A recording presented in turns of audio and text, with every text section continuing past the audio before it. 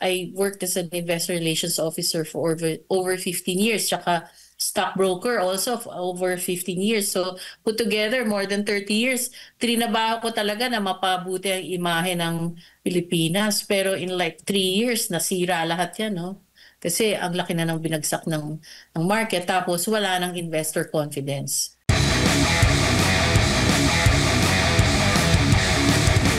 May mga indikasyon na ba? Nagre-reflect na po ba ito sa ating stock market po, ma'am, sa Philippine Stock Exchange? Lalo na po kayo ay laging nakamonitor din po rito. May nakakakita po ako ng post po ninyo sa social media po, Ma'am Cora. Actually, malaki na yung binagsak ng market eh. Titingnan ko ngayon. For 1 year, in 1 year, magsak na siya ng 13%, no, yung stock market natin. Over the last 5 years, over 16% na yung binagsak. So, ang problema dito is, kung halimbawa ako company, no, listed yung shares ko sa market at gusto kong kumuha ng pondo sa market, mag-raise ng money, mababa na yung presyo. Ang laki na ng binaba ng presyo ng mga companies na pwedeng mag-list ng primary share sa market. Ibig sabihin ng primary, pwede nilang kunin yung pera para sa expansion ng kumpanya. Pero kung ganito yung mga presyo, parang walang gana yung mga companies mag-list ng shares sa stock market kasi mas konting pera ang makukuha nila.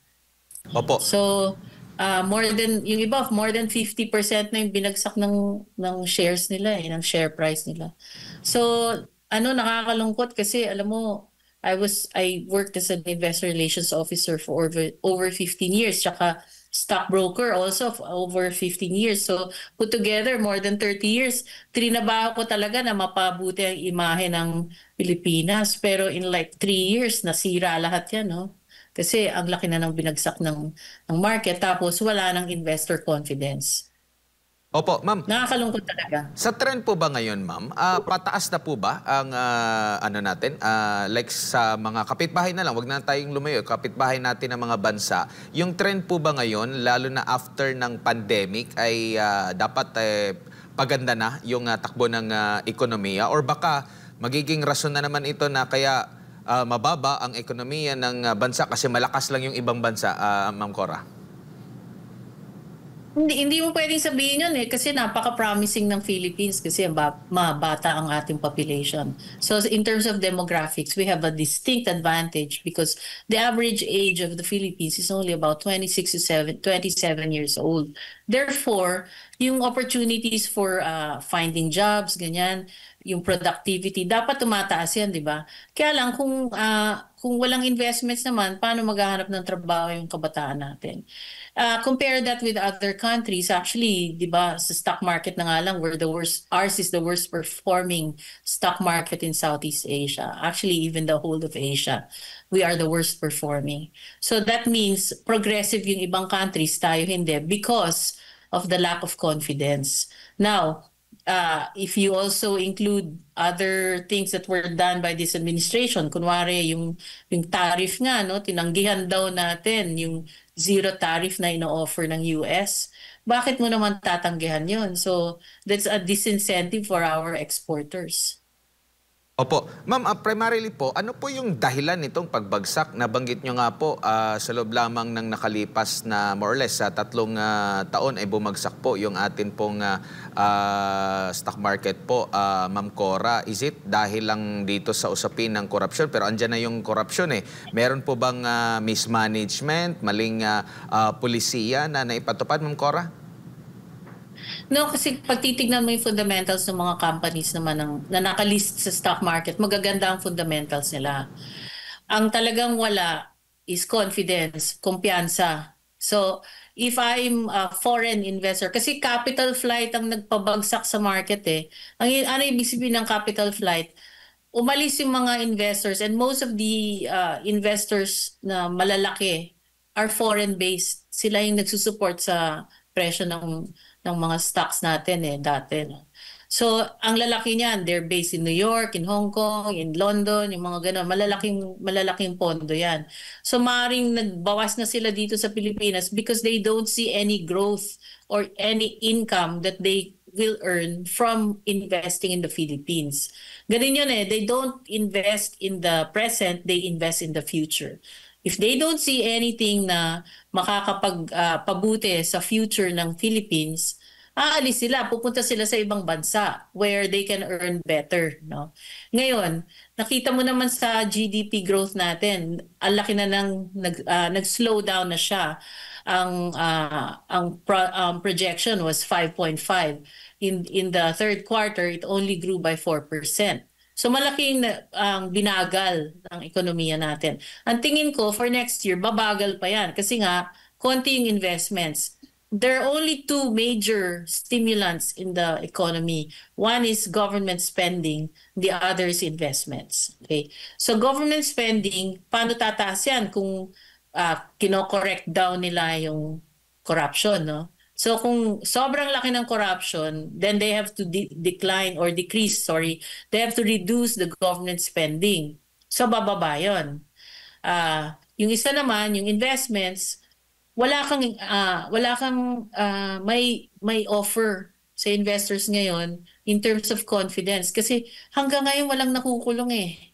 Ilang taon na sila nag-iimbestiga. Tapos sabi pa ng presidente ngayon, yung investigation ng ICI pupunta sa ombudsman, mag-i-investigate na naman. 'Di ba? So ilang buwan pa sila mag-i-investigate niyan. Anong mangyayari? Wala. So, ang tinitingnan ng maraming investors ngayon is governance, good governance. If you don't have good governance, what's there to offer?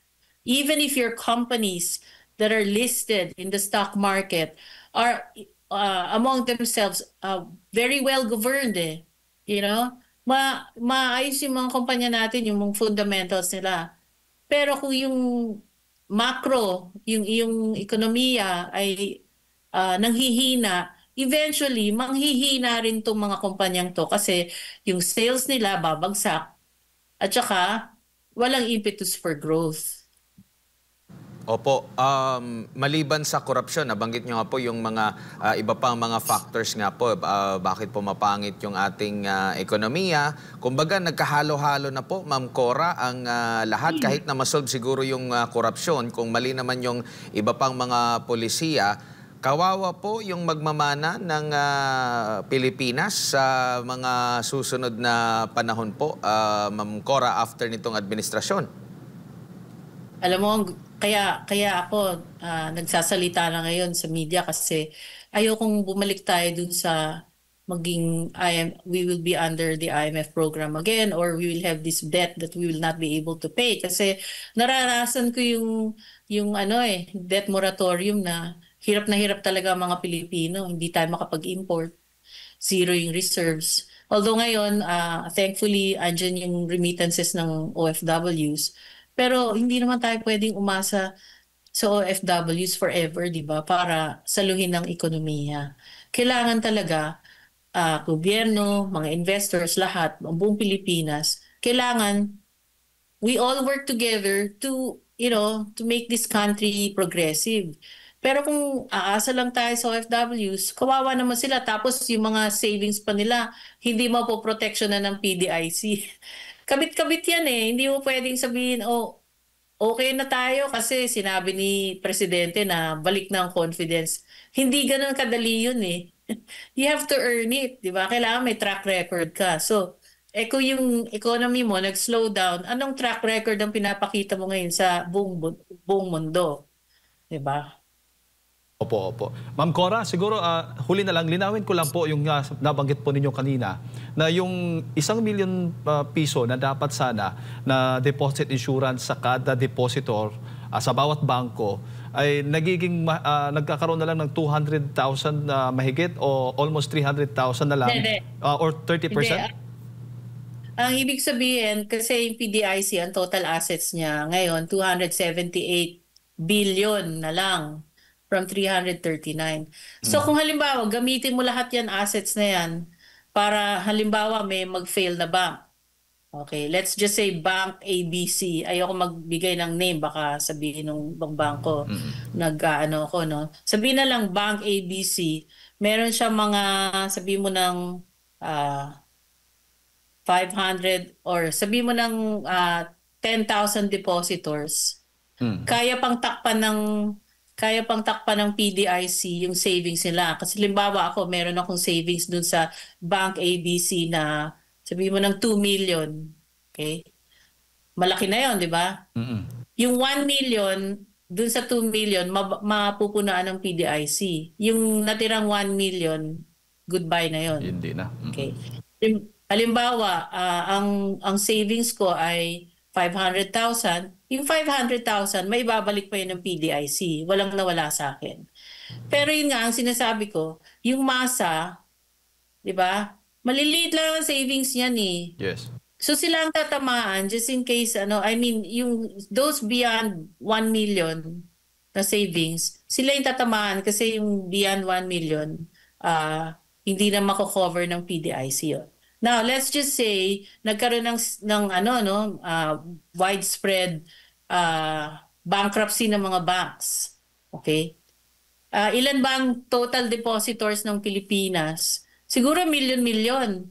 Pero kung titignan mo to, 278 billion divided by 1 million, ang mabibigyan lang ng PDIC ng coverage of 1 million is just 278,000 people or individuals. Yun. Ang pwede lang matulungan ng PDIC.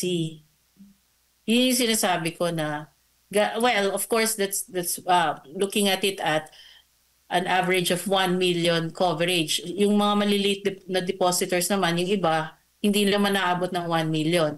O sabihin na natin, doblehin natin, sabihin mo ng 500,000 persons ang pwede i-cover ng PDIC, maliit pa rin yun, di ba? So kung halimbawa, ginawa yan ng gobyerno ngayon, pwede nila ulit liitan tong 207, pwede ulit silang kumubra more than the dividend amount. So pwedeng mag-withdraw ulit sila sa PDIC pag pinabayaan to. Well, anyways, kasi nag-set na sila ng president eh, di ba? Opo. Ayan. So that's a dangerous precedent that they've set. Opo. Ma'am Cora, siguro paalala po ninyo, huling mensahe po ninyo sa ating mga kababayan na nanonood po sa mga oras na ito.